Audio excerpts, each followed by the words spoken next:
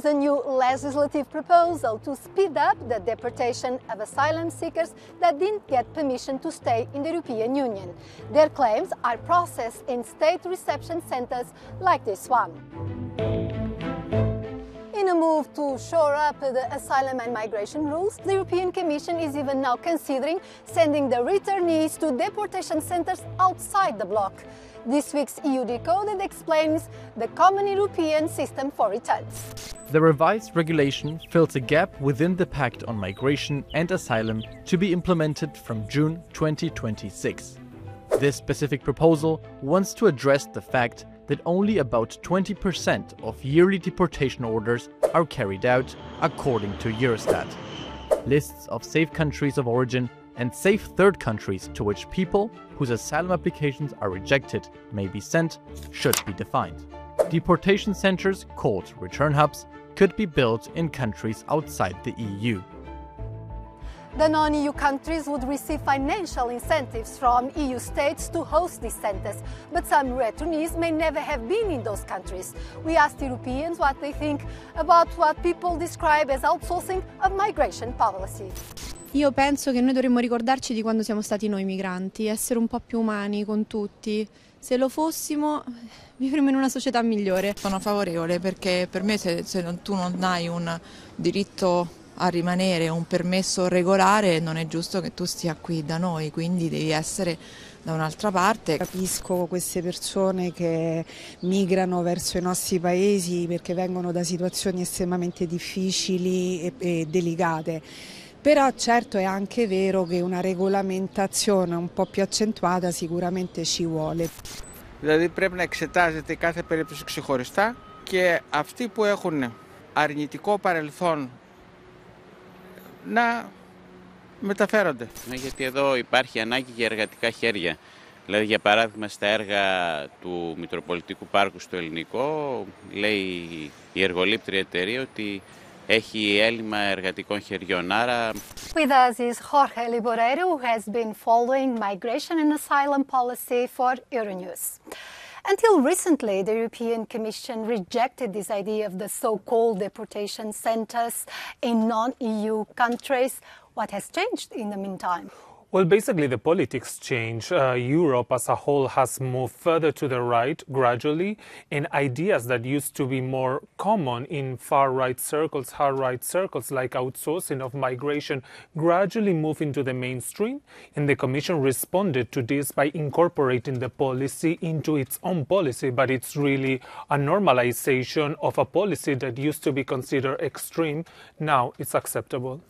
What could be the role of the European Commission in the eventual setting up of the so-called return hubs? Well, the Commission in its regulation has done something very interesting. It has put forward several articles that establish the legal basis for member states to build these deportation centers outside of the European Union. But then the Commission will not be involved in the managing of these centers. So in a way it's saying, you can do it, but I don't want to know anything about this. That being said, which countries are more likely to support the idea and which might be a little bit more against it? Well, this is an unprecedented idea, so I think some member states will really think it twice, 3 times, 4 times before going ahead with it. But we can see that Italy, Denmark and the Netherlands have been leading the political discussions around outsourcing, bringing other countries in a sort of coalition. But I think these 3 countries that led the debate might also lead this push to actually build the centers now that the regulation is on the table. The regulation states that the rejected asylum seeker must cooperate with the authorities, including providing ID and biometric information, as well as not absconding to another member state. If the person does not cooperate, the consequences can include reduction or refusal of benefits and allowances, seizure of identity documents, and longer entry bans. We discussed the pros and cons with 2 members of the European Parliament who have very different positions on this proposal, and that we'll discuss it in the Justice and Home Affairs Committee.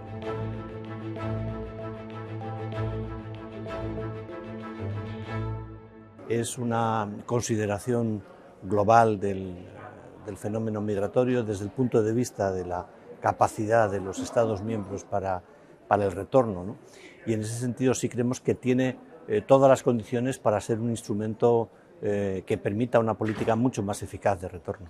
I think indeed it's not the answer that is needed in terms of returns. I think this return directive is just a political answer to the claims of the far right, be it Meloni or others that want to strengthen and to assimilate migration issues with security issues. And we've seen it all over the place.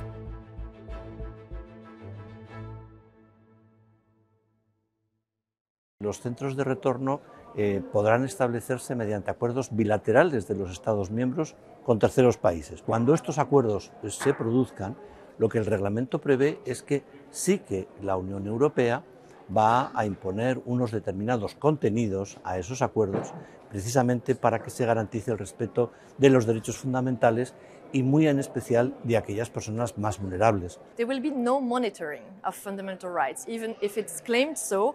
How will the EU check whether on the ground in the third countries the human rights of people will be respected? We see that already today, without these official apps, there are human rights violations all over the place.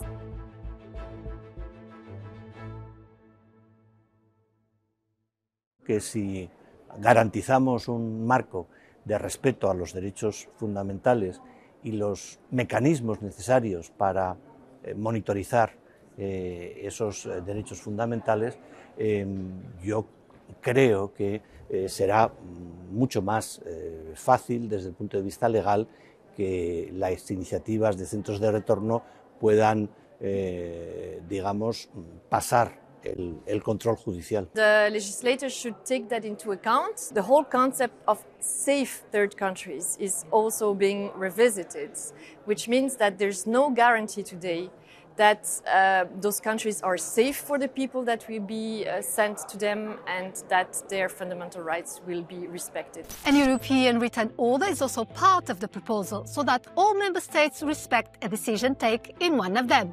So, will this be enough to increase solidarity and cooperation between member states on such a controversial issue such as migration? Anyway, the concept of Fortress Europe seems to be consolidating in a world increasingly concerned by border security.